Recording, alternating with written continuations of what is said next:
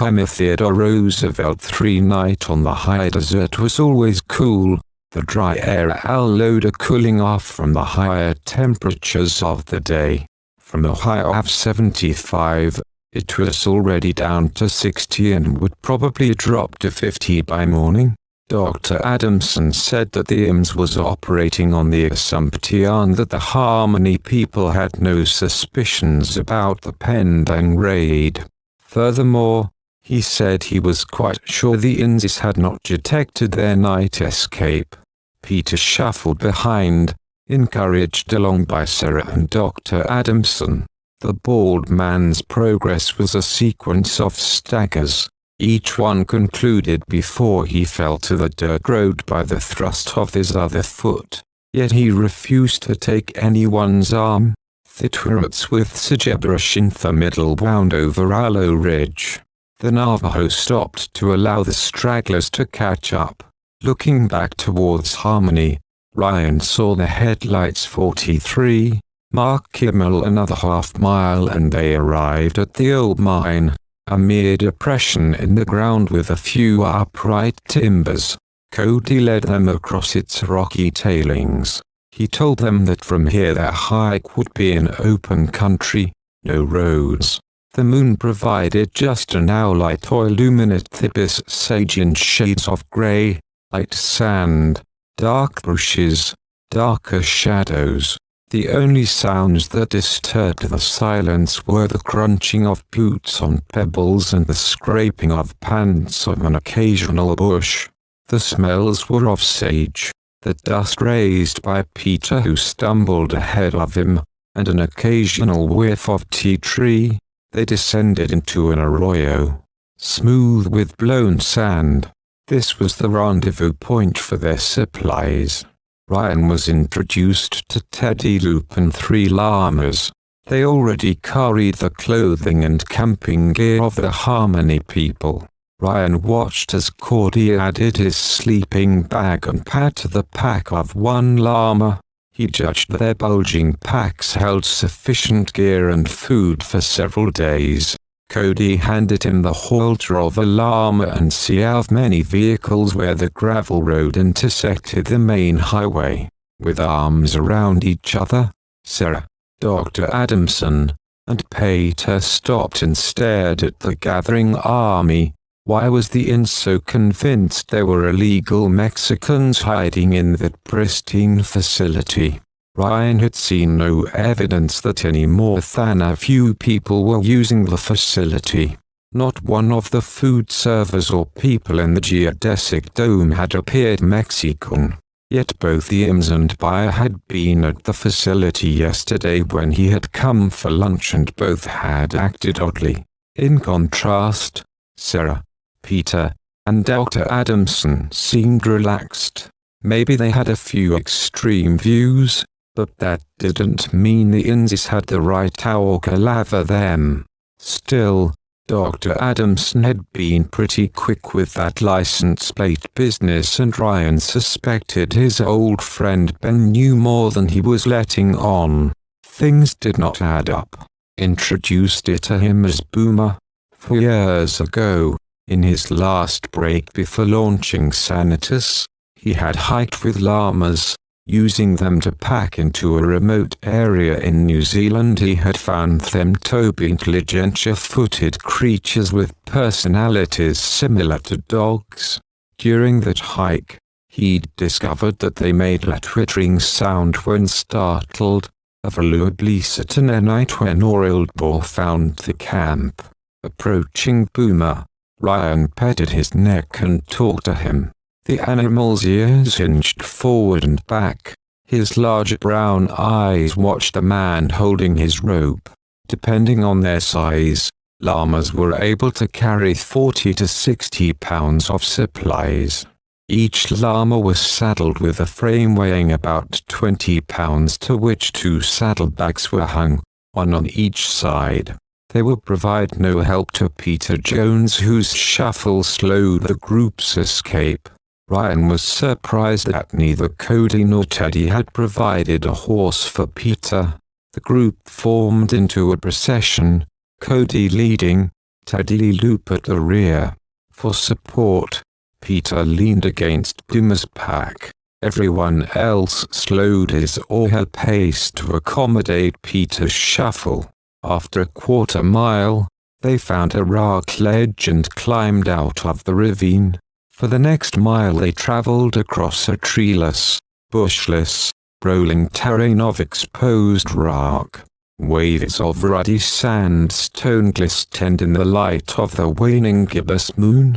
Tufts of grass clung to olivine shallow pockets of it. Ryan envisioned an ancient beach with water lapping against the shoreline eon after eon, building soft, gentle folds and domes. In the moon's luminescence he could almost see and hear the waves against the sand of the beach.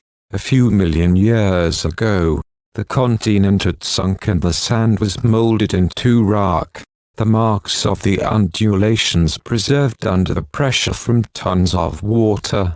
When the continent lifted again, 45 trillion, Mark Kimmel Ryan judged that they were traveling southeast. Fortress Mesa remained on his left. With his eyes focused on the ground, Ryan found night walking easy, although he was jolted whenever his foot failed to find a firm placement. Except for Peter, he noticed that the Harmony people had little trouble following Cordy and did not stumble. He became more optimistic.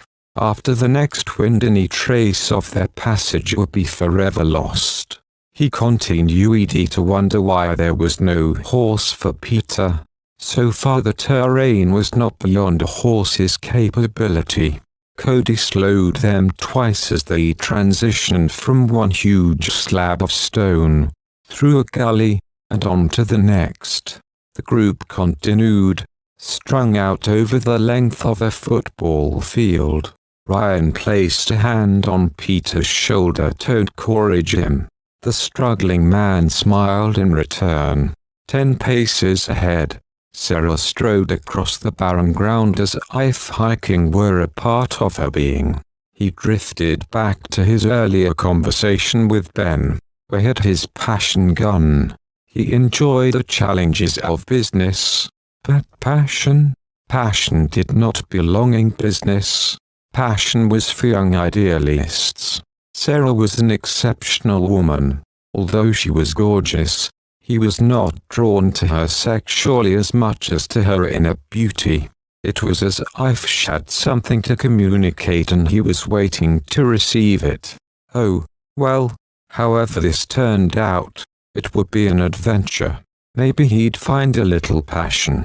Faint lines appeared. 46. The sandstone had been uncovered by wind and rain. During all his years of roaming the Arizona desert, Ryan had not encountered such an extensive Devonian formation. Loose rocks remained in an occasional depression, but Cordy guided them around these. There was no need for a trail. He followed the moonlit image of the llama ahead. Peter stumbled along uncomplaining. The bald man moved as if pushing against some unseen force on his blank sheet, but they were not recognizable. Ryan saw a snake, coiled next to a rock. He froze. It turned out to be a branch swaying in the breeze, one hand lodged beneath the rock.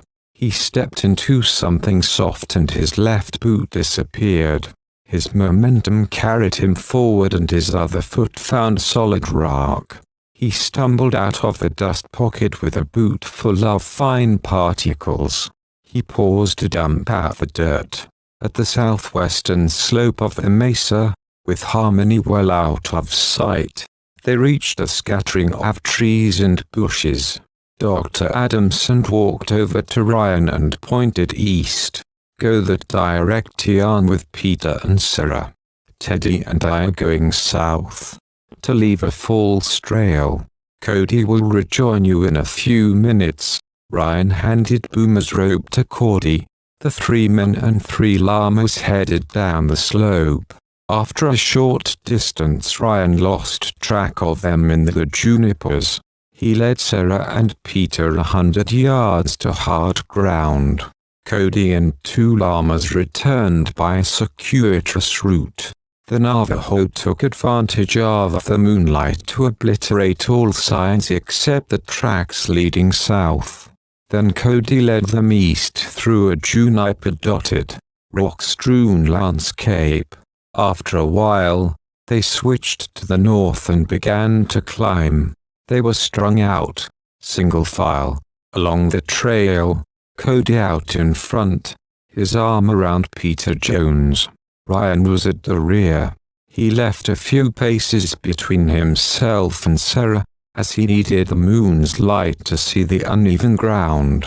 Besides, following close forced him to stare at the rear end of Sarah's llama, its stubby tail held high. As they climbed the steep slope of the mesa, Ryan paused to glance southeast, a sparkling blanket of diamonds from one horizon to the other. The dry air of the desert had allowed thousands of faint points of light to emerge. He tilted his head up 47 trillion. Mark Kimmel. Ryan used his left hand to maneuver around a large rock and came away with a fistful of soft sandstone. Underfoot, the stones wobbled. Despite his hiking boots, his feet kept twisting in every direction and he felt sharp edges stabbing through the sides of his boots. At other times he sank into soft shale and dirt slid to the toe of his sock. Without hesitation, his llama picked its way through the rubble.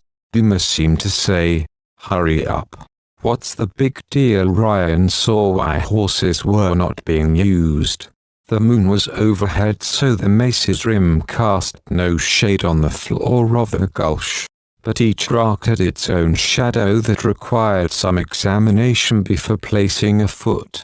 Trying to minimize the damage to the fragile ecosystem, Ryan stayed on the 48 ward and felt swallowed by the expanse of the heavens. His earth-rooted backdrop receded and he stood as if on a pinnacle, prepared to launch himself into the vastness of space. He took a step sideways. The ground gave way. He fell and sharp spears of yucca stabbed his leg. He put his hand out to break his fall and it too was impaled on yucca. "Oh shit," he said, rolling to his left. He struggled to his feet and examined his right hand in the dim light. "Pay attention to the hike," he told himself. Plenty of time later to look around. The yucca had pierced the skin between his thumb and forefinger. He unknotted his kerchief and wrapped it around the wound. Retrieving Boomer's rope with his left hand, he headed after the others. After one step, he reached down and pulled a yucca spear from Hilgaith enough to let him know he had gouged it, and to help him concentrate on keeping up. The root wound through jagged fragments that had cleaved off the rock face. At the head of the group, Cody and Peter struggled upward in a wide ravine that cut into the side of Fortress Mesa. Path made by those in front. Cody, Peter, and Sarah tried not to dislodge rocks, but twice Ryan grabbed Boomer and pulled him to one side in response to a shouted warning. In both cases, a sizable stone came tumbling down the steep incline of the gully. When they neared the top, the procession stopped and Cody asked Ryan to come forward. "Give her llama," the Navajo motioned to Sarah. Ryan looked ahead to see a small cliff with a narrow cleft in its face. "Go up," Cody said. "A hand packs." Ryan handed Boomer's rope to Sarah and climbed through the narrow gap. He found himself in a Pythian and juniper forest. Looking down, he saw Cody hoist one of the llama's side packs to him. After 10 minutes and 3 additional packs, Ryan grabbed Sarah's hand as she scrambled up. The Navajo pushed Peter up the rock and Ryan and Sarah pulled him to the top. He heard Cordy encourage Boomer and the scraping of hooves. Llama and Navajo soon appeared and Cody went back for the other pack animal. Ithins tried to use horses to pursue them. They would never be able to get them through the rubble and up here. Ryan tied Boomer's rope to a tree. Stretching his arms, he reached for his water bottle. After a drink, he had the urge to relieve himself. He walked over to Cody, who was watering the llamas, and said, "I need to take a leak, but we need to stay together.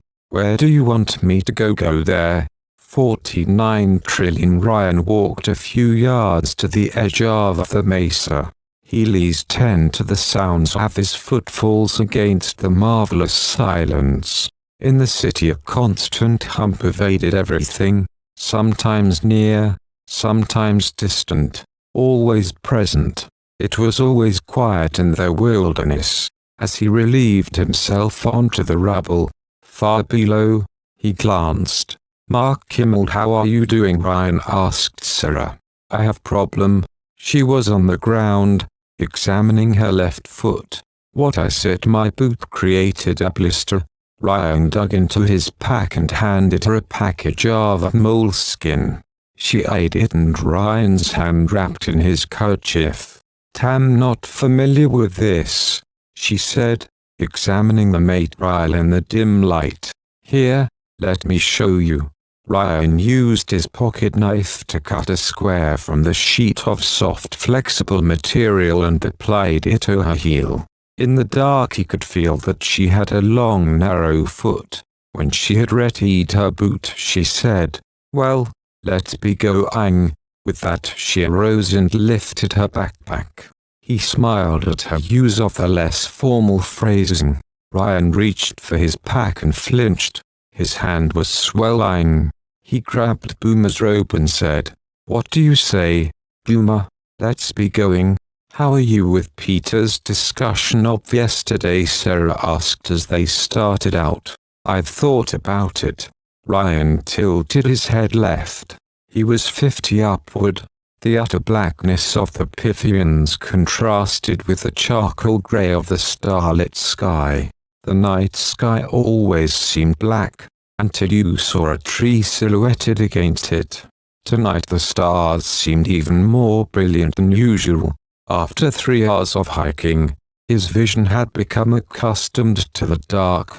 As before, Ryan was drawn into the expanse of the night sky. He glimpsed a shooting star as it flashed to the east. Between the vast firmament overhead and the desert wilderness underfoot, he was at once humbled and exalted. Turning from the sublime, he found his way back to the others. Frustrated, he wanted to know more about her, but she kept diverting their conversation into an intellectual discussion. "You are trapped in economic slavery." Her grey eyes glistened. "Economic slavery? Look at all great things we have. It's the economy that's responsible for our prosperity. We're hardly slaves." "Your view is myopic. My vision's fine.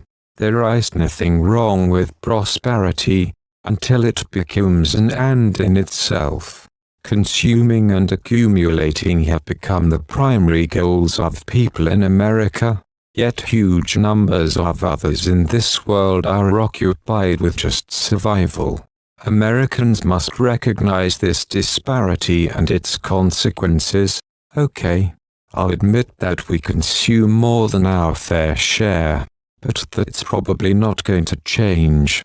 And, hey, I'm happy with the way things are. I am sorry, we do not explain our viewpoint." Sarah shook her head in frustration. "Some in key positions foster economic disparity for their own purposes. You are wrong to defend it. I just don't see what it has to do with me. If weren't so damn pretty and warm-hearted, he'd just ignore her.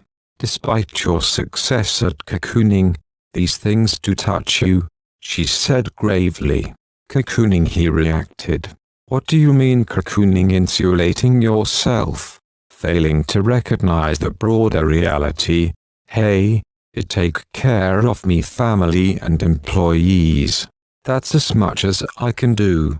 I also worked harder than most people, Sarah said, until you eradicate the attitude that legitimizes violence in any form, you will not eliminate it in this planet. Until you correct the degradation of your environment, you will not reverse this world's slight toward cataclysm. Until you unmask D1 trillion, Mark Kimmel, we're a democracy. It'll never happen. Ryan dropped behind. He did not want to continue this conversation. A part of him relished returning to the civilization Sarah was criticizing. He wished he had his cell phone, but he had not bothered to bring it with him. Few homes on the Navajo Reservation even had conventional telephones.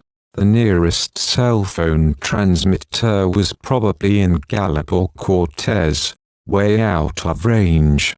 The Navajo police and other emergency services used high-power vehicle radios. Had the INS detected the absence of Sarah and Peter yet? Was it possible they were running across this desert only to find themselves in the arms of waiting INS agents? What if this hold are the secret centers of power and those who increasingly enslave you? You will continue to be manipulated. But America is a beacon of freedom. Everyone here makes their own choices, and we develop technologies that help less developed countries and reverse environmental problems. On the surface that appears to be true, Sarah said, but you must begin to see beyond the programs fostered by an elitist few. If I cannot visualize a society without its primary focus on self-centered values, you will never create one. The people of this planet have the opportunity to create a plentiful, peaceful and beautiful world, a world free of violence, free of pollution, free of slavery. But you must embark on this path soon, or the forces of money and power will enforce outright autocratic rule in this country, and then the rest of the world. Fearful people give up freedoms to feel safe. Comfortable people fight to preserve the status quo. Each crisis eats away at the clarity with which people see what is right, at their willingness to assert fundamental values. This process gradually allows ruthless men to increase their power. Think was a false alarm? What if Dr. Adamson was mistaken about the raid? In a few hundred yards, the fugitives stopped in a dense stand-off pavilion. In the dim light, Ryan could see that someone had erected a canvas lean-to and a crude table. Cody said this was the camp he used for deer hunting. He pointed out a trickle of water from a small spring. When released, the llamas bolted for it. Ryan pushed the button on the side of his Avocet. 07390-217 AM. Gathering them around, Sarah said, we will wait here for light. Try to sleep. Cody will care for llamas. Ryan was about to question her assumption of authority, but let it go. Neither did he question her when she asked to see his hand. She examined it, dabbed ointment on it, and wrapped it in a clean white cloth. Her grey eyes obviously functioned better than his in the dim light. They pulled out ground covers from the llama's packs and spread them in places where it was flat enough to sleep. Peter and Sarah selected a space off to one side. Ryan dropped his backpack on a second ground cover and unrolled his bag and mattress. Ryan Drake awoke with Astot. The sky was slowly turning grey, shading its night blanket. The camp was quiet. He had been awakened from a dream.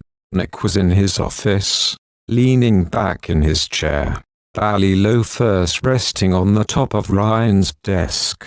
On his face was satisfied grin, and he spoke to someone seated opposite him. "We did it. That jerk Drake will be so fucking surprised when he gets back from his damn vacation." Ryan had helped create Sanitas and made a success of it. He had seen the potential of Chad Brockington's prototype 53 trillion. Mark Kimmel. After a few minutes, he slipped back to sleep. Ryan Drake knew it was a prison because he could not get out. He was always alone in his cell. The walls of this bizarre jail were transparent. He could watch the people next to him, above, and below. The guards who sat in a central tower could watch all of them and could see through their cells to other cells and other guards. He went about his daily activities.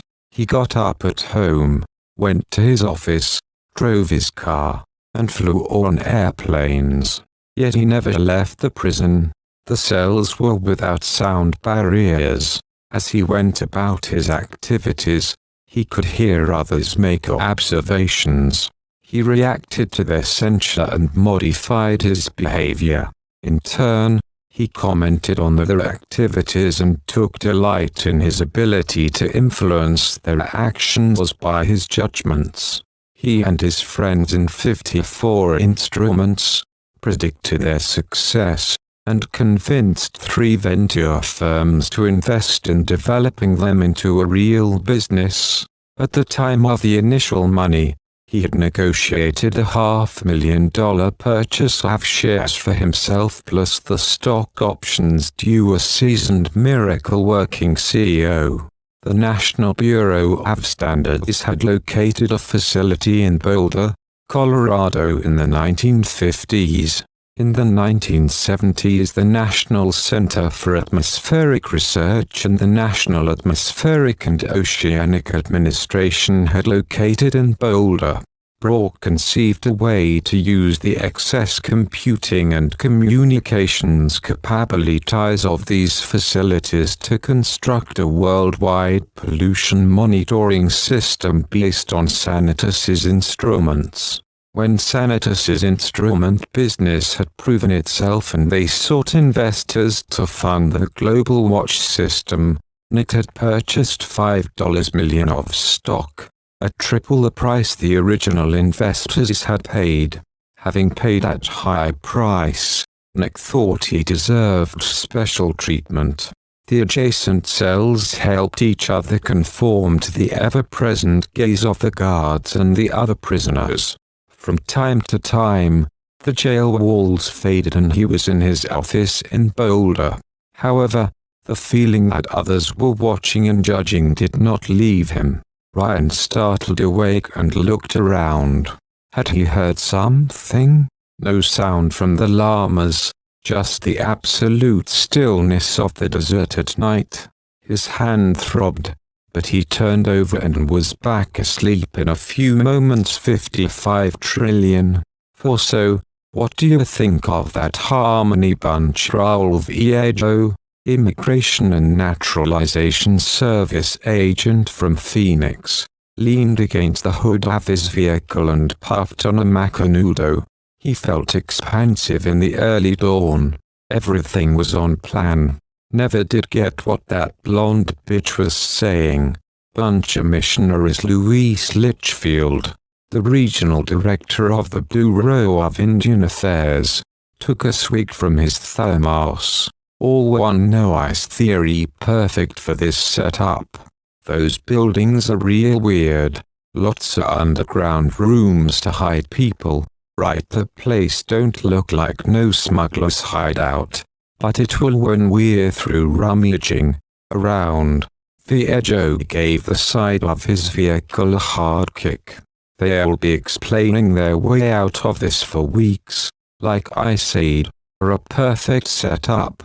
Don't be too sure. That Sarah gave me some kind of jolt. The 56, George MacDonald. If he can put one touch of rosy sunset into the life of any man or woman, I shall feel that I have worked with God. All the day I still don't know what happened. She's spooky all right. I beat it out of there the other day. Ran some dumb Indian off of the road. Litchfield laughed. Viejo looked at his co-conspirator. The man was drunk. Oh, well, in a few days he wouldn't need his old buddy. Luis had been easy to recruit once Viejo stumbled on the way in which the buy agent had been skimming from the Navajo's federal grants. After that it didn't take much of a threat, or a payoff, to ensure his cooperation. After this load made it to Iowa, he'd pay Luis off and forget him. This job was his finale. Once he got paid, he'd have enough to get out of the inns, out of the country. This raid on Harmony was the perfect smokescreen for the largest and most lucrative run of his 5-year smuggling sideline. Yet, everybody's here. The inns man surveyed the growing crowd. 2 vans of inns men, and with automatic weapons, had just arrived from Nogales, on the Mexican border. They readied themselves for the attack. Jeep Cherokees with Navajo police were positioned down the road in either direction. Their job was to capture the Harmony people and any illegals if they tried to flee along the highway. Nobody would be stupid enough to attempt an escape to the east, desert and an unscalable mesa. Hear them boxed in. Nearby, 2 FBI agents dozed in a dark sedan. 5 INS agents huddled at the turnoff to Harmony, just burning trash. They don't expect a thing. Hope that they didn't burn the evidence. Ha, ha. Trillion buses ought to be rolling pretty soon. Litchfield slurred his words as he gulped from his thermos. What about that flame last evening? Litchfield asked. Sure was bright. Viejo looked at his drunken partner with disdain and took a long pull on his cigar. Mark Kimmel. Viejo recalled how the woman had struggled when he had pushed her from his car. He'd punched her twice, once in the stomach, once in the back. She tried to crawl back in. He'd kicked her several times, peeled off her jacket, and rolled her into the ditch. He had not intended that she'd die, but it had happened. Probably just as well. She might have talked. So how'd you finally convince her? Litchfield asked. The woman, Viejo replied. Plus a little hint that they might be terrorists. He watched Litchfield's eyes light up at this most improbable suggestion. Nothing specific, just a hint. You know how preoccupied he is with that kind of shit. As the head of the INS office in Phoenix, Oscar Hahn had responsibility for Arizona, including its border with Mexico. His principal responsibility was securing that border. Raul Viejo was taking advantage of the current paucity of federal agents in the interior of the United States. Your friends in Lower better appreciate this, Litchfield said. Hey, the people behind this are ultra-rich. Believe me, they are paying top dollar. The INS agent took a draw on his cigar. We're gonna make a lot of money. The buyer man grinned. Viejo smiled. He hoped his associate would never find out how much the company in Iowa was indeed paying. He'd told Luis they'd split everything, after expenses. He chuckled at how high his expenses were going to be. 58. Well, how did Calhoun that I'll bring in evidence? Didn't you? Litchfield asked. Viejo did not respond. Yes, he had promised his boss that he would collect evidence. However, the best he had been able to manufacture were the clothes and gun in the duffel bag at his feet. They would have to do. He hoped that the jacket of the woman he had thrown out of the car would provide a definitive link between her and Harmony Center. He was pleased the way things were working. After weeks of meetings, discussions with everyone who could possibly be interested, and Litchfield's sworn statement. He had received a green light for the action, because Mexican illegals were at the center of it. The FBI and Navajo police had deferred to the INS. When Viejo saw that every INS agent in northeast Arizona as well as the FBI agents and Navajo police were accounted for, he picked up his satellite phone and dialed a number. He let the phone ring 3 times and hung up. He repeated this again, letting it ring twice. This signal would be relayed to his accomplices who waited with the buses. Because the circuit had not connected, there was no record of the attempted calls. Over the past 6 weeks, Viejo's Confederates had rounded up almost 1,000 men and women. Some of them were recent arrivals from Mexico, others wanted to leave Arizona, and all had paid money to be transported further away from the border and to new work. The flow of illegals coming into the country had tried to a trickle, and unscrupulous employers were paying record premiums for willing workers. Why so many? Guide Litchfield pointed to the men armed with automatic weapons. Told Hahn there was 30 of them. Had to make it look good. He laughed. Get everybody away from the highway. Well, I'm ready. Litchfield patted the .44 Magnum pistol on his belt. Viejo checked his own gun, ground the remains of his cigar in the dust, and shouted to the assault team, "Let's go." Ryan Drake awoke, startled at the bright sun. A few feet away, the others talked excitedly. He glanced at his watch altimeter. 7:13 a.m. What were they doing up? He reached out with his right hand to pull the sleeping bag. 59 trillion. Mark Kimmel Shaw. He mumbled. He grasped it in his good hand. Let me see. She squatted and reached for his injured hand. Ryan offered it to her. It should be fine in a day or 2, he said. Sarah's large grey eyes studied his hand and pulled out 2 small slivers of ichor. She cleaned it with hydrogen peroxide and covered it with a fresh bandage. The coffee tasted bitter and Sarah had put in too much milk, but he did not complain. How could she look so good after sleeping on the ground last night? With a stumble, Peter rose to help Sarah prepare food. Then Navajo guide, seated off to one side, said nothing. Ryan sipped coffee and leaned back in the camp chair. His hand slid into the pocket of his jacket and he fished out an envelope. His secretary had given it to him the day before he left for the desert, but he had not looked at it since then. The enclosed 60 up around him but could not grasp the material. Squinting he looked at through it a bandage. It was red and bulged like peplum. He unwrapped it and looked unhappily at the red mass that had once been his thumb and forefinger. When he struggled to the lean-to, barefooted, Sarah asked, "Everything all right?" She was rubbing a yellowish lotion on Peter's back. Smelled like tea tree. She nodded, but gave a smile to let him know that she suspected otherwise. "Would you like coffee?" She set down the lotion and went over to the camp stove. This morning her hair was tightly wrapped into a chignon. Ryan watched her graceful movements.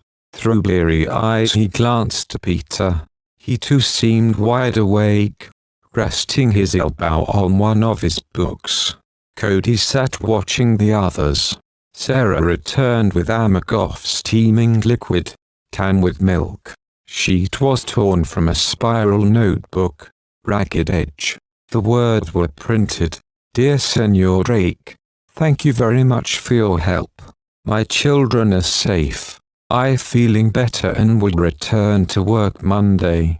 God bless you." Teresa. As he had walked through the assembly room, A week before he came to the desert, he had spotted Teresa Alvarez hunched over her work area. The left side of her face was swollen and purple. He suspected a recent beating. He directed her supervisor to call 911 and went to comfort her. While the paramedics attended to her, he summoned the crisis intervention team from Boulder County Safe House. After an hour-long counseling session, they took her to gather up the two small children. Ryan told the Safe House counselors that she could take the rest of the week off with pay. He looked up as Sarah and Peter laid the food out on the rough table: melon, tortillas, a bacon and egg and potato scramble. They helped themselves and sat down. Cody took a plateful and planted himself on a nearby stump. Ryan noted caraway seeds in the scramble. Sarah said, "We have bad news." Ryan paused his eating. INS stormed Harmony at 6 this morning, he said. 20 armed men, led by Raul Viejo. When they did not find us, they tore the place apart. They believed there were 30 of us, that Mexican illegals were hiding there, and that we were dangerous. "You can imagine your absence was disconcerting," Ryan chuckled. "More important," Sarah said, her voice grim, "they killed 61 trillion. Mark Kimmel message the papers he gave you." "Oh yeah, right. Will you go back now?" Ryan asked. "The INS is in no mood for negotiations," Sarah responded. Her voice had resumed its gentle tone. Her eyelashes and eyebrows were the same light blonde as her hair. She had a model's high cheekbones. "They are not interested in hearing our message. They want to link us to illegal smuggling. We will proceed." She placed her hands on her hips. "He could help." Ryan was disturbed. Georgia's death made this more than an adventure. Ryan's experience at four companies had taught him that the IMS was understaffed and focused on capturing illegals with criminal records, disease, or terrorist intent. They regularly interviewed all employees with Spanish and Middle East surnames. On the other hand, Ryan did not see how even the most inexperienced agent could suspect the Harmony facility was being used for smuggling. "We must go on to shipwreck," Sarah said. He had eaten several bites of scrambled beef for the natural 62 George. "Our chief gardener. You met him?" "No." "Oh, no," Ryan said. His fists tightened until the pain in his right hand made him startle. "George tried to stop them from destroying the dome." Peter stuttered. "We urged him to leave. He loved the garden and wanted to get watered. Were we harboring illegals?" Sarah stood. She motioned to Peter and herself. Answering her own question, she continued with angry words. "You had a tour. We hid nothing from the INS. We are not armed. We are not trying to overthrow the government. We just want to show what wonderful things can happen when people understand our message." Question occurred to him. "How do you learn about all this? Do you have a cell phone? A radio?" CB Sarah said, "I remotely viewed the events at Harmony." Remotely viewed, Ryan reacted. This situation was getting weirder by the moment. He glanced around. Just the three of them and Cordy over by the llamas. He tilted his head left and leaned back into the camp chair. He liked these people and trusted his instincts. But this was crazy. How could they possibly have information on something that happened miles away and only a short while ago? There had to be a reasonable explanation. Ryan glanced around, hoping to find an additional Navajo to explain things. Sarah said, "Ryan, There is a whole stratum of existence that you, and most others, know little about. Some people refer to it as the spirit domain or the spirit level. Others use the more general term, the universe. One of your most popular science fiction movies called it Force. These perceptions are incorrect. They are explanations from people trying to explain something that they themselves do not fully understand. This world's vague concepts of universe, mind and celestial reality are primitive. Well, I don't believe anyone can see something happening miles away, Ryan said. He planted his feet on the ground, pulled his jacket about him, and plopped his hands in his lap. At least not without a video camera. And Aisha haven't felt the effects of any celestials. Oh, but you have, she responded. Do you think your being here is a coincidence now? Ryan was really taken back. His stared at Sarah. Then at Peter. What was he, the CEO of Sanitas, or a pragmatically level-headed realist, doing here anyway? Was this just an adventure? Wasn't he just helping to get Sarah and Peter across Fortress Mesa 63 trillion? Mark Kimmel pure 2. Sarah call out. He switched and held up the fingers. Tell me which ones. The thumb of your left hand and 3 fingers on your right. Ryan walked back to her shaking his head. Pretty amazing. What did you call it? Remote viewing? I just found it off. This is hard to believe. Some of the Flickr people he had encountered in Boulder claimed that they could contact higher powers, claimed they foresaw events in their dreams. But, as far as he knew, none of them were able to do it in demand, nor did they claim to see actual events as they transpired. It learned to communicate with celestials when I was very young. Peter is able to do it also. Both of us are able to remotely view things. What you're saying is very strange. Ryan shook his head. Celestial reality is as real as our physical surroundings. 60 for reconnecting to the immediate conversation, he asked. So you have some sort of a special ability and you can see distant events? Yes, Sarah said. We can see distant things with a skill known as remote viewing. May I show you? Sarah thought for a moment and then said, all right. Walk behind the lean-to and hold out any number of fingers. I will call out the number.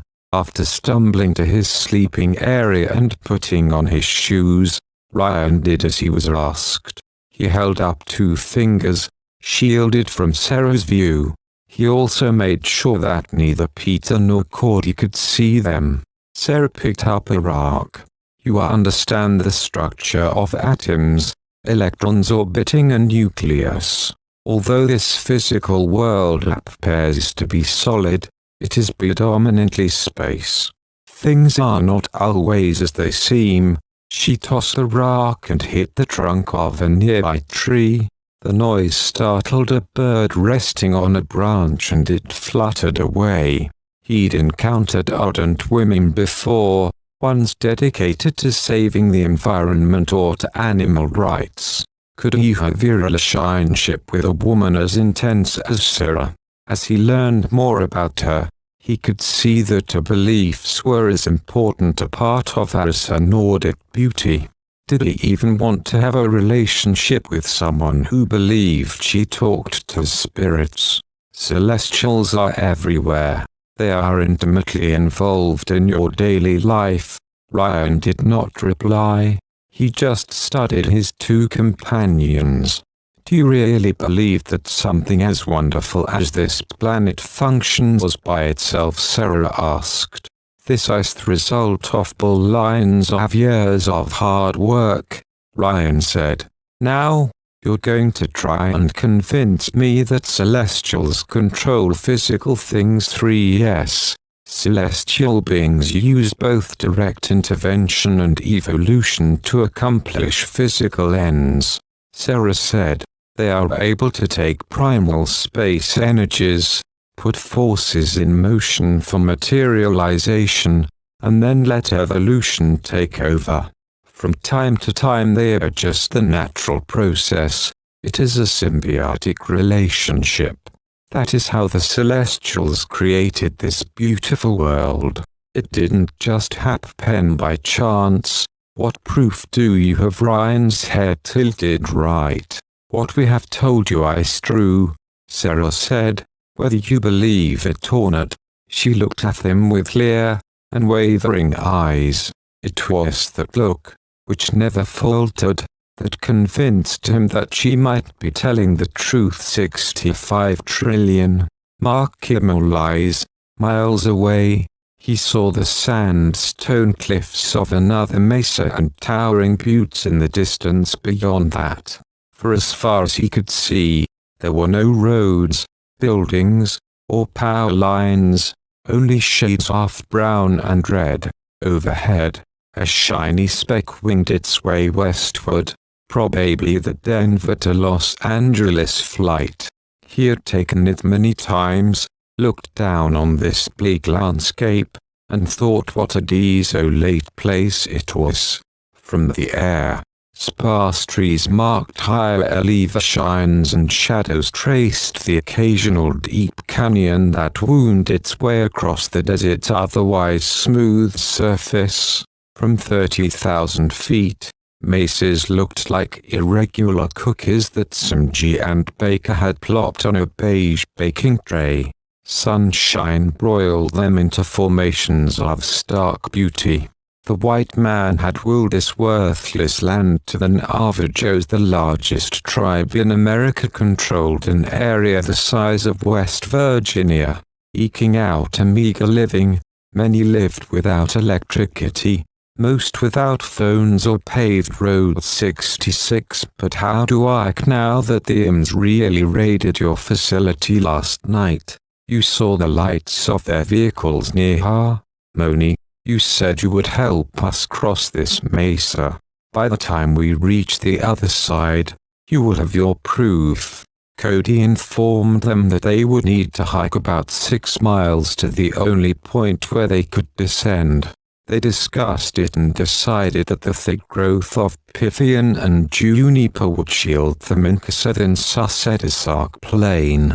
After Ryan rolled up his bag and mattress, he walked a short distance through the trees and found the rim of Fortress Mesa. From the position of the sun, he judged that they had crossed from the south side of the mesa to the north. They were probably in a narrow neck of land connecting two larger parts of the mesa. As he soaked up his surroundings, he heard voices. Come today Astrazun, Ni silence Senti, will follow, why silence SL, fiction for him. He listened for more, but as soon as he concentrated the voices died away. The cliff on which he stood was 2,000 feet above the barrenness below. He imagined the giant slab of Caprock crashing onto the slope of the mesa, splintering into 1,000 chunks. To his back was the Pythian forest.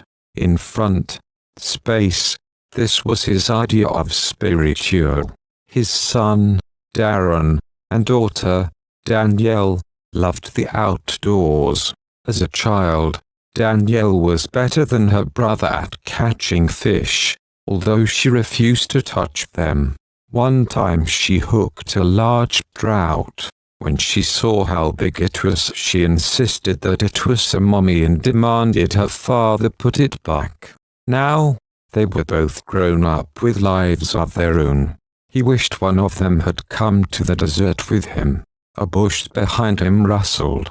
Startled, he turned and saw Sarah approach. She walked to the edge and peered into the distance.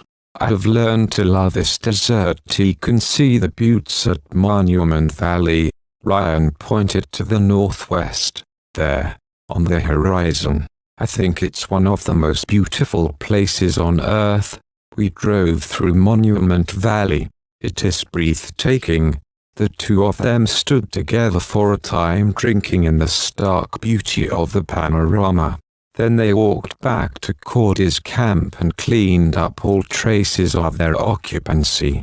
They hiked through the Pythian and juniper forest on top of the mesa. With Peter Jones leaning on him, Cody led away, following a twisting game trail through the tangle of trees and brush. 67 trillion rocks, visible in daylight, displayed orange, green, and gray. Mark Kimmel. Everything at Sanitas had looked good a soft end of June. In July they discovered that TTT Instrumentation had entertained discussions with someone else for comparable products. Sanitas responded to the potential competition by incorporating a patented breakthrough into its instruments that significantly increased their measuring sensitivity. At their last face-to-face meeting, the president of TTT had agreed to renew the contract with Sanitas, but had demanded changes in delivery terms and payment for technical support in countries outside the European Union. Ryan hoped the proposed contract changes his team had submitted would satisfy TTT. If they lost their international channel of distribution and service, his company would be in serious trouble. Pythian nuts were scattered on the ground, in the store at home. They cost $14 a pound. He cracked one between his teeth.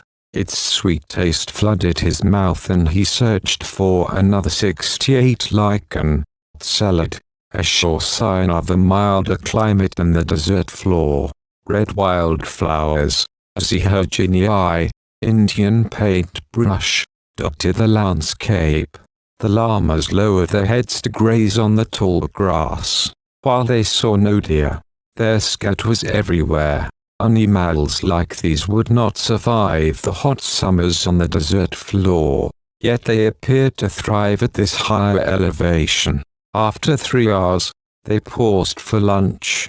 Peter needed to rest. Cody told them the way down the mesa lay at its far edge, another 3 miles. He was anxious to reach there before dark, but realized he could push Peter only so fast. After a turkey sandwich, Ryan retrieved his sleeping bag and lay down. It had been a long time since he'd had empty moments and he wanted to take advantage of them before returning to the office. The smell of gadbidets, juniper, permeated the dry air. He inhaled deeply. Even his vacations seemed to be busy with schedules and planned events. A wispy cloud floated by, borne on the breeze that rustled through the trees. He studied the pine needles overhead, dark against the blue sky. Their shadow made an interesting pattern on his clothing and sleeping bag. He chomped another pine nut. Not too many years ago, people had fed themselves off this land. Such wild areas were fast disappearing, overrun by encroaching civilization. In America, apart from a few designated wilderness tracts, this reservation was one of the least unspoiled areas. Somehow, in this wilderness, some of Sarah's ideas didn't seem so far-fetched. He knew that Native Americans attributed everything to one spirit or another and told stories about the ancients. However, in light of scientific discoveries, saying spirits were in charge of everything was too much to swallow. It was clear that Sarah was special, a passionate woman with unique ideas and skills. He was certain she believed the things Peter and she were saying, that they were not some sort of con artists. Just how did one go about proving that there was something more than that which was detectable with scientific instruments? Using a wind-sculpted rock as a pillow, he fell asleep. That's what I said, Raul Viejo shouted into his vehicle's satellite phone.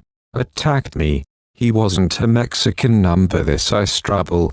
You know, Oscar Hon said. Hey, he was impeding. Did you have to kill him? He was about to shoot me. You said there were 30 of them. Oscar Hon was talking on his cell phone, just outside his daughter's hospital room. Hon had planned to be at the site of the raid, but his daughter's 69 trillion. Mark Kimmel. So where are they? Hon asked. The desertier. Yeah, they're hiding. No Mexican illegals. They all off together. So what did you find? Clothes with Mexican labels. Viejo turned to watch the assault squad remove their gear and prepare to move out. The Indian had a Mexican pistol. Looks like this place held a lot of them. Like I told ya, lots of underground rooms. The FBI took the clothes and gun for examination. Any records, some papers, weird anti-American stuff. They must have burned most of it. The incinerators still had. The written report of the raid would indicate that one of the FBI men had opened the outside door to the smaller hogan. It enclosed a cylinder about 6 feet in diameter with a cement floor and a chimney. In the center of the floor, an iron grate was supported over a propane burner. The cylinder was still warm and a pile of ashes remained from alleged files that had been destroyed. A stairway led from the smaller hogan to the underground rooms. He wanted to talk to them after a sleepless night with his sick daughter. The senior INS man was in no mood to be embarrassed by a raid that produced nothing. 70 sudden illness had taken precedence. That's right, Viejo said. He was relieved that Hon had not been present. Litchfield and he had concocted the story that the Harmony people were harboring Mexican illegals. Litchfield had initially balked at the lie, but Viejo had persisted. The number of people at Harmony Center had grown along with the need to make the story convincing. Muster left at night, out in the desert somewheres. Viejo knew the dead Navajo would cause aerial stink, but the man had surprised him. After he shot him, he forced the old Mexican pistol into the man's hand and fired off a round. Hey, you know, Jake Ashton, that FBI guy from Gallup. Viejo could see a directive coming and tried to divert his boss' new order. Well, he found some unusual gear. It was with their satellite dish electronics, but he can't figure it out. Thinks maybe they coordinated the whole conduit of illegals from right here. Reported it to Washington. Find them, the INS supervisor said. Hey, we busted it up. That was the whole idea. He wants to talk to those people. I say forget them. It's a waste of time chasing people around the desert. Let me talk to Morgan. Viejo motioned to Joe Morgan, the head of the invasion squad, and handed him the handset. Who shot the Navajo? Viejo? Sir, at least I think so. I wasn't there. I want a full report on the incident, Han said. The connection sputtered and Viejo could hear the shouted words. He began to formulate a backup plan. Yes, sir, the big ex-Marine nodded. Stay there. Find them. Yes, sir, I'll get on it. I'll send you an airplane, Han said. The big man passed the handset back to Viejo. I'm going to look around, he said. Raul, Oscar Han said to his subordinate. I'll post a $25,000 reward. Tell Litchfield to spread the word. The Indians are always looking for cash. All right, we trillion. Mark Kimmel. The connection went dead. The buses were a nightmare for the men and women crammed into them. Each bus, an old repainted school bus, normally held 50 or 60 people. By making use of every available inch of floor space, Viejo's Confederates had packed 100 on each bus. Furthermore, once the buses started to roll, they did not stop for hours at a time, and then only at some out-of-the-way side road. Many of the passengers did not eat for the 22-hour trip. Some were sick the whole time. $2,500 per head would be paid to Viejo at the time of successful delivery. He would net over $1.5 million after X-72. Viejo motioned to Litchfield and explained things. His Confederate promised to start questioning the locals to find out where the people from Harmony might have gone and who might have helped them. Just what he wanted. Stuck in the desert while Morgan chased a bunch of missionaries. Why couldn't Han let it? Oh well. The important thing was his buses got through while everybody's attention was on the raid. Pretty soon he'd retire in Mexico. He pulled out a Macanudo and Cliptics, and for now he had to play along. Each of Viejo's bus drivers had a different route he would follow after passing out of the Navajo Reservation. The 10 buses planned to spread themselves, routes all converging at a facility near Ames, Iowa. Each driver had checked out his route by auto over the past 6 months. Viejo's trick was using US 160 to get the busloads of illegals from Arizona into the Midwest while staying off the interstate highways. The key to his scheme was getting law enforcement personnel occupied with the raid on Harmony while the buses passed through the bottleneck around Kayenta 20 miles to the north along several less traveled pences and payments to people like Litchfield. Now as Viejo scanned the various police frequencies on his radio, he heard no reports of anyone stopping suspicious buses. Viejo walked over and joined Morgan and his men. Half began a systematic search of the immediate area.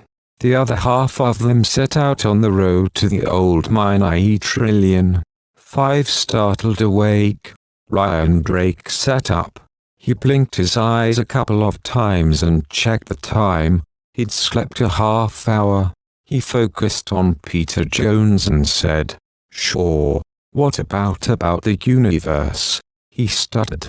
"Okay." Ryan motioned him down and shifted to a comfortable position on the hard ground. He glanced about to be sure they had not been joined by any INS troops. Beyond Peter he saw Cordy sleeping next to Boomer. Surely the warning twitter of the llamas would have awakened him. Ryan concluded they were alone. He looked at Peter. Despite his physical handicap, the bald-headed man had done his best on this trek. Men of lesser determination would have quit long ago. Ryan admired perseverance and decided he was beginning to like Peter. "Can we talk 74? Humanity must step up and take charge of its destiny." Robert 5S. McNamara. That Earth is an isolated world is a mistaken perception. Peter struggled to connect his words. He grasped one of his 3 marooned books in his hand. It was wrapped in its protective plastic. Ryan nodded that he had heard. He was beginning to understand Peter's garbled words more easily. It was as if a deeply buried piece of Ryan Drake resonated with Peter's novel concepts. He decided to put aside his skepticism and just listen to what Peter was saying. After all, once they climbed down off the mesa, his job was over. He could afford to be polite for a few more hours. Earth is only one of the inhabited planets within the Milky Way. This galaxy is one of 7 that contain such worlds. The inhabitants of most of these planets are intelligent humanoids. Okay, I'll grant you that we probably aren't the only inhabited planet, Ryan said. But, given the exacting biological conditions for higher life forms, there can't be that many inhabited worlds. Ryan had followed claims about inhabited planets and extraterrestrial visitors. Some reports touted nearby planets with lots of aliens. Others continue to ridicule the whole idea of extraterrestrials. Preoccupied with affairs at Sanitas, his information had been limited to newspaper reports and an occasional television newscast. He knew the official posture of the government was that insufficient proof existed. Appearing from behind a clump of junipers, Sarah joined the bear. As soon as she sat down, she pulled out a bottle of the yellow lotion and began to rub it in her hands and forearms. Peter continued, "The Milky Way and the other 6 inhabited galaxies are in an elliptical orbit around the cosmic nucleus, the only stationary point in the cosmos. The path of these 7 inhabited galaxies is as well known to celestials as the orbits of the planets in this solar system. As with the rest of the cosmos, and trillion, Mark Kimmel 400 billion years," Ryan said. "No astronomer theorizes anything in the universe is that old, let alone a planet. The time of the Big Bang was a few billion years ago and planets did not form until way after that." Ryan looked at his 2 companions. What Sarah had just proposed was a universe hundreds of times older than anything science theorized.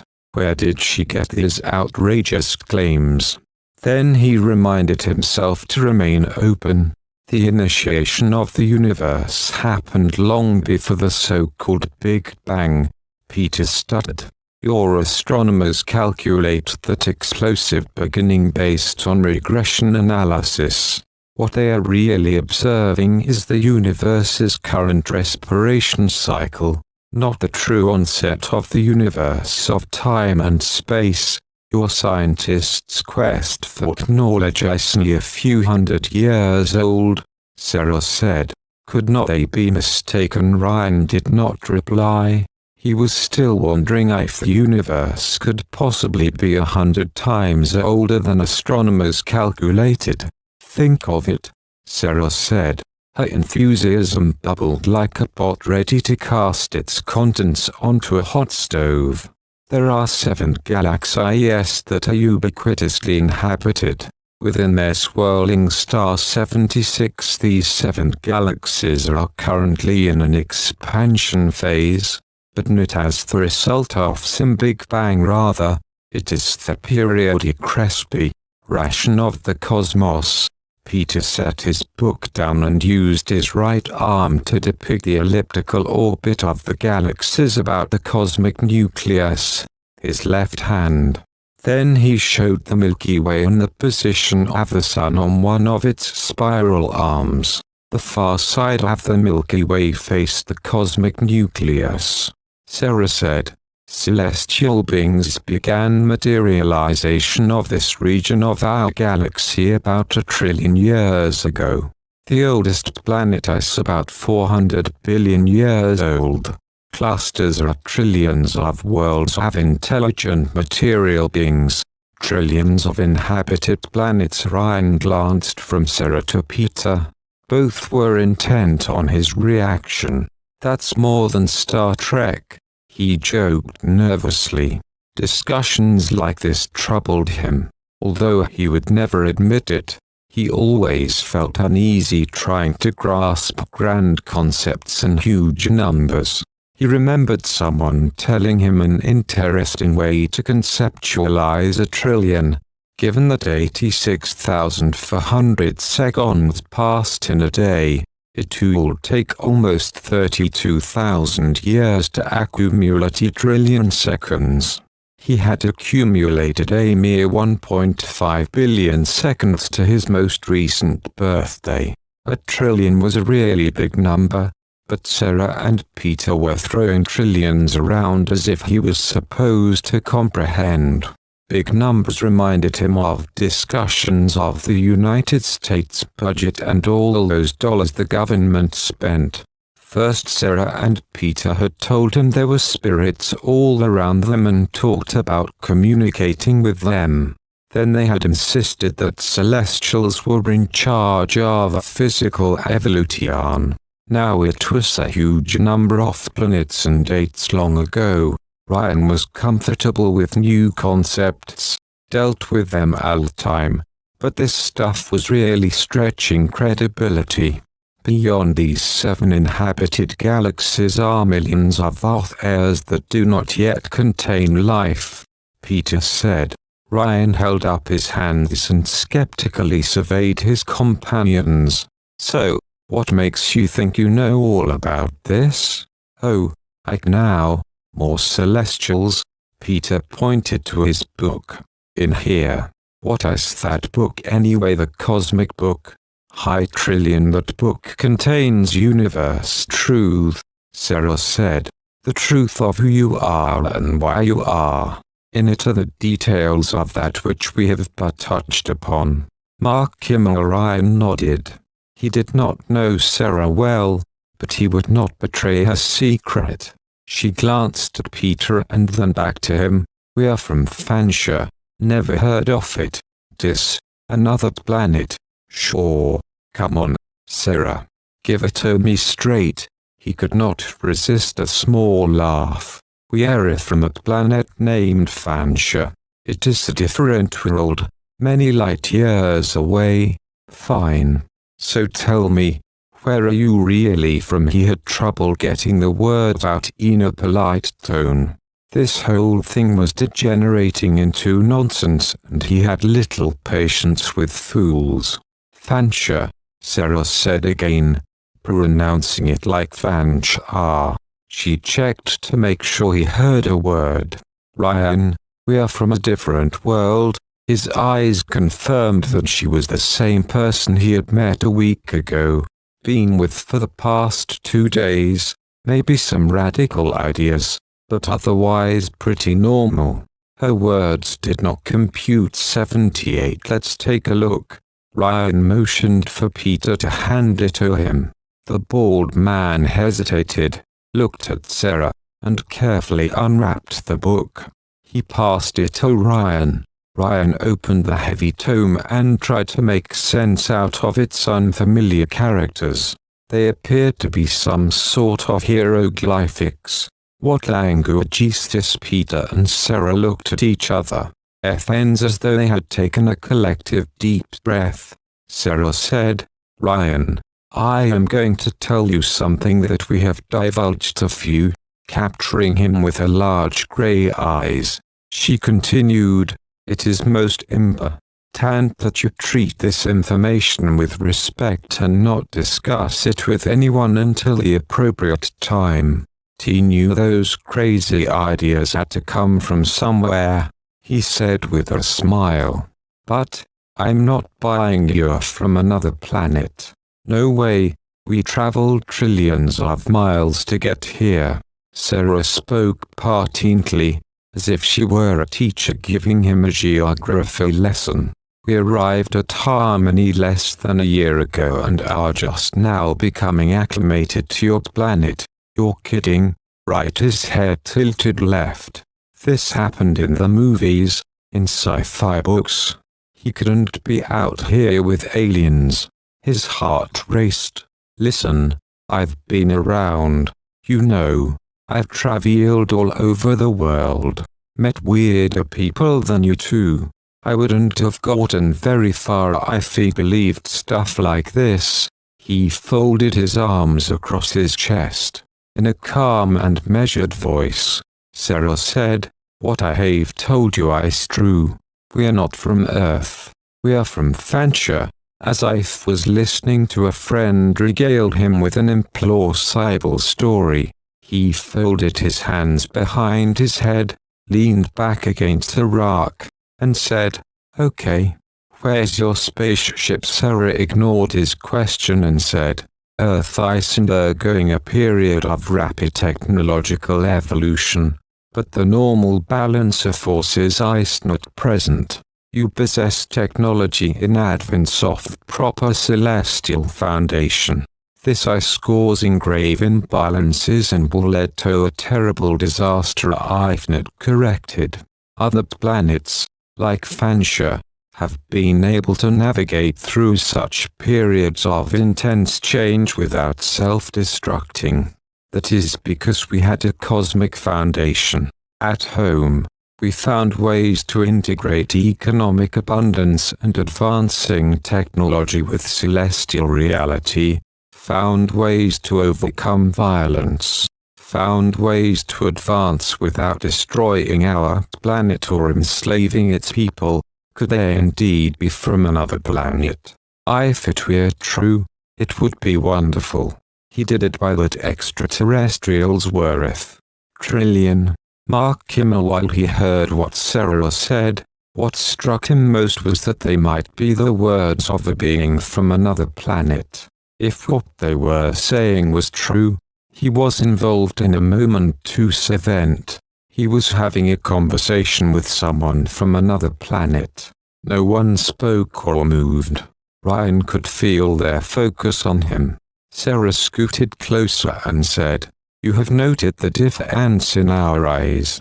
Because we have less illumination on Phantia than here on Earth, our pupils are larger than yours.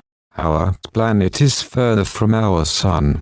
Evolution provided us with more sensitive eyes so that we could function there. Other than these small differences, our DNA and genetics are quite similar to yours." She displayed her right hand. The lotion had been completely necessarily hostile. Any extraterrestrial able to travel here had to be more advanced than the people on this planet. He thought of the Star Wars movies, the books by Asimov, Bradbury, and Herbert. They had friendly extraterrestrials in them. What if his world was on the receiving end of more advanced civilizations' attempts to communicate? Waiting until she sensed his concentration had returned, Sarah continued, "Sending human teachers to reside on another planet is a most extreme measure. It indicates the precarious situation that has developed here on Earth.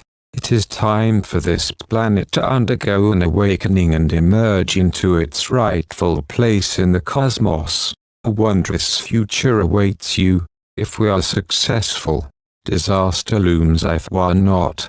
You're trying to convince me there are humans on other planets, not some sort of reptilian monsters. Most other inhabited planets are home to humans, humanoids I prefer. For thousands of years, they have visited your planet. Only a few resemble each other as closely as you and I, absorbed by her smooth, delicate skin." Ryan stared at it. Sarah said, "Take it." He hesitated. "I won't bite you." Ryan wavered, as if about to play with a friend's pet snake or touch a wild animal. Yet, these 5 fingers had helped to fix his food, had tended his wounds. He reached for her hand, took it into his own, and blushed at the foolishness of it. Her skin was like that of a teenager girl, trimmed in natural-looking nails.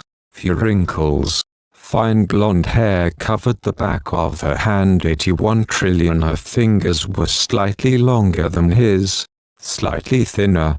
Different, but not the hand of an extraterrestrial from billions of miles away. Hollywood images flashed across his consciousness.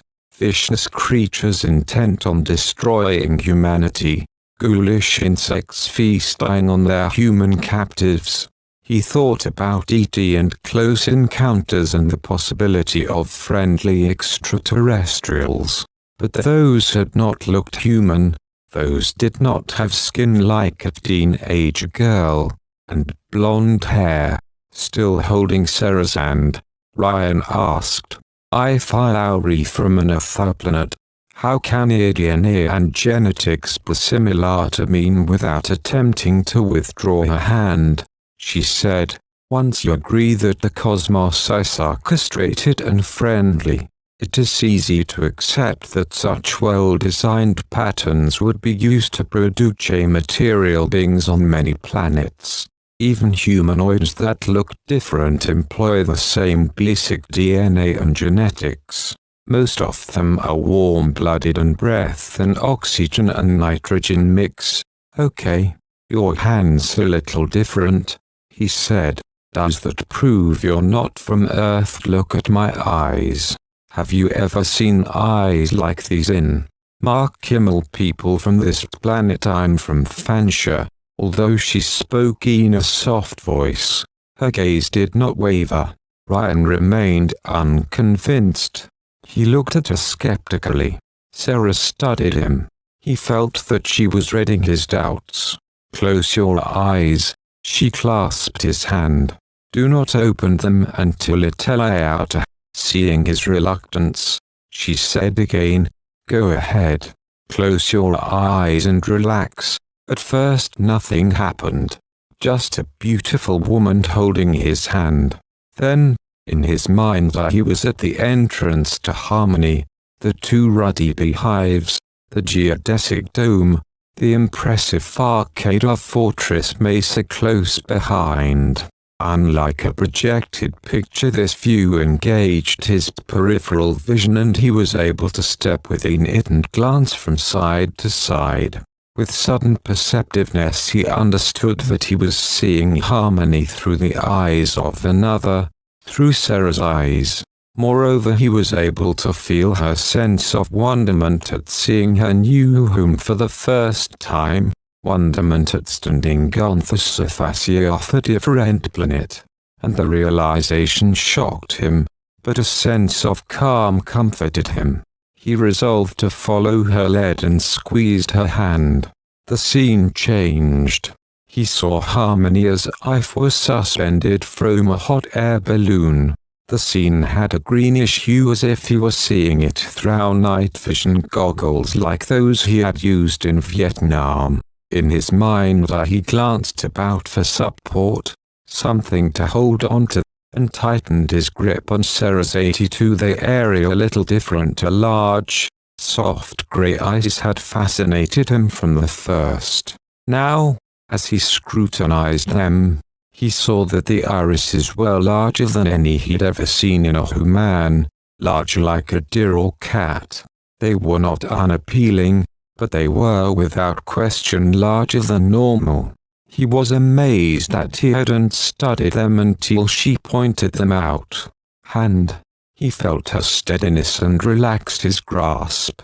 He noticed a white-haired man standing before the large hogan, eyes shaded by his raised hand as he looked upward. He felt Sarah's apprehension as she first viewed the bleak desert of her new home. The scene changed again and he saw the curvature of the planet. He saw it unassisted, as if from an orbiting platform in the full light of day. The continent of North America lay beneath him. The immense globe filled his peripheral vision. Harmony was an indistinct spot somewhere in the beige desert of the southwest. Thick clouds covered the Midwest. The California coastline touched the radiant blue of the Pacific. The vastness of Canada lay to the north. Like an astronaut seeing his home planet from space, a sense of awe and wonderment filled him. He wished that everyone could have this vision of oneness, land without bound areas, pristine waters, nature untouched by the hand of man. The globe began to rotate and he viewed the broad expanse of the Pacific, the breadth of Asia, the coastline of Europe, and back to the North American continent. The planet's beauty startled him. To the casual observer, this celestial gem did not reveal congested cities, or man's steady replacement of the natural with concrete, asphalt, and garbage. Despite his great height and no apparent support, he had no fear of falling. Ryan felt the reassuring grip of Sarah's and 83 trillion a view of Earth as a tiny sphere. Blue water, green and brown land, patchy white clouds, a view of the sun surrounded by a starry backdrop. While successive views played across his mind's eye, Ryan felt exhilaration. Earthbound humans could but imagine the view presented to him. Yet here he was, traveling away from Earth as if aboard a spacecraft. His home planet receded into the background and disappeared amongst the fantastic brilliance of the stars. He saw view after view of star-studded space. Individual, Mark Kimmel stars displayed different intensities and hues, giant red, tiny white. The constellations first appeared as from Earth, then shifted into unrecognized configurations. Here the sensation of motion, but vast distances impeded measurement. Nearby points of light reminded him of cabin lights piercing the darkness of a mountainside. In the distance, the Milky Way, undistorted by atmospheric interference, became a sea of individual suns. The immensity of the universe struck home, as it had impressed Sarah when first she traversed these vast distances. He could feel her sense of awe and, for the first time, truly appreciate the vast distances between even the nearest stars. Having seen this, he knew he would never again believe that mere chance or blind evolution could create anything so incredible. His home planet reappeared, blue water, green and brown land, and patchy white clouds. Ryan looked for familiar shapes, but the contours of the oceans and continents were unrecognizable. Then they settled onto the surface of Earth's twin, amid a verdant landscape of rolling emerald hills. In an astonishing flash he understood it all, understood that the things Sarah had been telling him were true. Eyes moist and hands trembling, Sarah knelt and touched the ground of her beloved home planet for the last time. Then she turned and waved to her children. Ryan felt her emotions as she stood on the rim of her grave. Life, as she had known it, was ending as surely as if were dying. She joined her team in the white robes and entered the craft that would take them to the interstellar transport that waited in orbit. 84 He glimpsed a sleek craft on an expanse of concrete, obscured by a crowded amphitheater. The companion who held his hand was the center of applause. A young blonde woman in her 20s hugged her with both arms. He felt Sarah's love and understood that this was a daughter she had left behind on Phantia. Capital A. 85 trillion. Small child clung to her leg and cried out in strange words. He felt Sarah's attachment and anguish in his own heart. Distinguished bald men and blonde-haired women addressed his companion and the others in white robes. He recognized Peter Jones standing straight and proud to his right. Others he did not know, but were clearly associates of Sarah's, stood on either side. A shimmering figure appeared and addressed the crowd. Ryan sensed that all the humans in the crowd saw and heard what he knew was a celestial personality. He understood that without Sarah's skill he would not be able to see the celestial, but knew that most people on Phantia possessed her same skill. He looked up at what appeared to be a slightly smaller sun. It left a chilling theophwise summary air in his empathic appreciation. Ryan revealed in the coolness. Ryan and his companion approached a golf cart-sized vehicle. With a faint whine, it whisked them to a glass and stone building. Inside, women and men scurried about, They acknowledged his companion with strange words. Tables and chairs of unusual materials, tall doors, small windows. The dark wood trim reminded Ryan of an older office building, something out of the 1930s. A zoo-like park filled with a manner of beasts roaming free. Lions, leopards, deer, moose resembled those on Earth. Others were quite different, like the animals of Australia, familiar yet unique. He wanted to stay and understand more of what he was seeing, but the view faded. They were back on the vehicle. It moved without the noise or smell of an internal combustion engine. Other vehicles, shaped like those that would have been at home on Earth, wound down the busy boulevards of a medium-sized town. His sense of smell was more acute than on his home planet. None of the vehicles emitted noxious exhaust. Mark Kimmel, a white stone cottage. Views of its manicured yard. The perfume of flowers almost overwhelmed him. He perceived Sarah's emotional attachment to the garden she had tended with such care. He viewed her walking barefoot amidst the cornucopia of colors. Views of a campus that resembled Cambridge or Harvard, ivy-covered buildings, students wandering between classes, everyone dressed in long robes of white, blue, or green. The inside view of a lecture hall.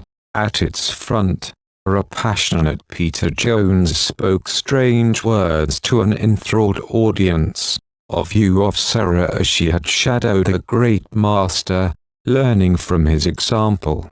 View in city near Arthur Holmes, terse from a young woman who closely resembled Sarah. She spoke strange words and then buried her head against the chest of her mate. He felt Sarah's sorrow at leaving her other daughter and family. A small child sat on Sarah's lap and played with the knotted sash of her white robe. Ryan felt Sarah's hand relax and pull away. He opened his eyes. He was back amid the Pythian trees and the sandstone. He looked at the two extraterrestrials seated nearby. Improbable, 86 views of broad city streets with modest landscaped homes, each a different bright color. Each building was unique. Many displayed murals on their sides. People walked and rode bicycles. The pace seemed less hectic, as if they had stepped back into a more relaxed time on Earth. There were no utility poles and few fences. They passed near a stadium with a grass field and many seats. Goalposts stood at either end, but the field was marked with circles rather than straight lines. A rapid trip through pleasant countryside, white clouds, blue sky, neat rows in planted fields. Unusual contraptions worked the fields alongside bare-chested men who shouted and laughed. Implausible, impossible. They were from a different planet. He had seen it, seen others like them, but what he remembered the most was that it was so beautiful and peaceful there. His whole body shook. His heart pounded and his chest swelled as I thought at the most intense moments of his life. In the aftermath, a peacefulness washed over him. For a time Ryan sat with his eyes to the ground, emotions swirling. Finally, he looked up at Sarah and said softly, "You really are." She replied with a smile and a single nod of her head. He asked with a newfound respect, "Why are you here to help create a new world order?" Peter said 87 trillion. Ryan glanced to Peter. He too was grinning, like a proud parent viewing a child's first steps. He gazed at his companions and recalled Ben's words as he had departed the camp. "You don't know what you're getting into." If had known, would he have accompanied extraterrestrials into the desert? If not, he would have missed the most incredible experience of his life. Ever since Ben had first invited him to the dig, Ryan had suspected that his friend knew something he was not sharing. Peter and I resemble Earth dwellers, both physically and mentally, and have the capacity to speak your language, Sarah said. Not all residents of other worlds possess voice boxes or similar mental and physical makeups, or are at a similar stage in their evolution. We were sent to give your world something of critical importance, the cosmic paradigm. As the existence of extraterrestrials becomes an undisputed reality, the cosmic paradigm will provide the context to understand their presence and their motives. We hope that the truth about the universe will. Mark Kimmel, what do you want from me? We want you to help us reach out to the others of your world, Peter said. To tell them what you now know to be true, Sarah said. To help us transform this world into the beautiful place it can become when truth, beauty, and goodness are substituted for violence, greed, and power. Ryan stared at his companions. Questions flooded his mind, but he could not begin to articulate them. He picked up a rock about the size of his fist and examined it. He noted its small cracks and rough edges. Hearty lichen clung to one side. He tried to break off a bulge, but it resisted. He imagined the structure of the rock, its atoms and their arrangement. He knew that most of this heavy object was vacuity, but could not understand how Spencer felt it's a solid against the skin of his hand. This common rock gave new meaning to the phrase, "Things are not always as they appear." He reached out to touch the bark of a nearby juniper and pulled a few berries from its branch and examined them. He looked at his clothes and noticed the tear where the yucca had pierced his leg and the ragged threads around the hole. He touched the bandage on his hand and felt the soreness beneath.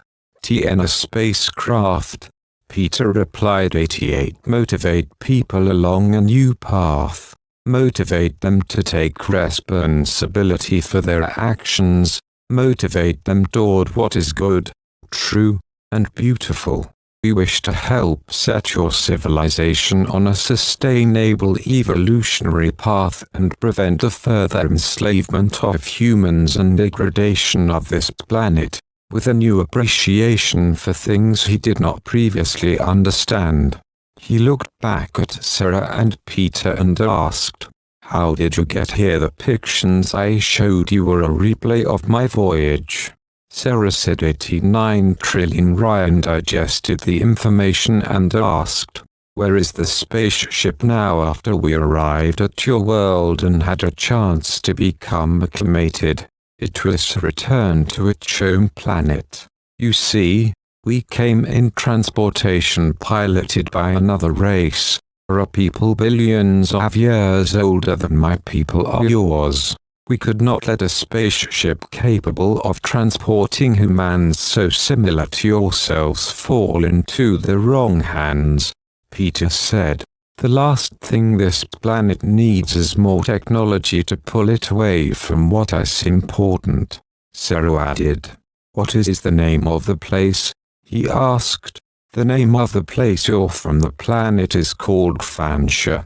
The city you saw is called OGI. Most people imagine that extra." He looked at his companions and stumbled over the word.